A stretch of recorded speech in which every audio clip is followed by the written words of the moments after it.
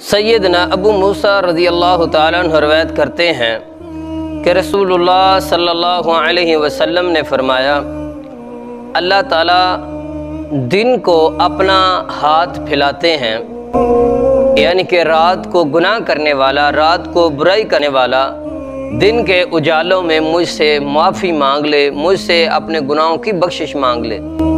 اور میں اسے معاف کر دوں۔ اور پھر رات کو اپنا ہاتھ پھیلاتے ہیں کہ دن بھر گناہ کرنے والا، دن بھر غلطیاں کرنے والا، دن بھر برائیاں کرنے والا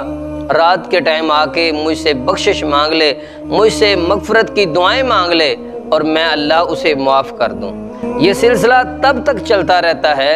جب تک انسان کو موت نہ آ جائے اور اس کے بعد جب تک سورج مغرب سے طلوع نہ ہو جائے۔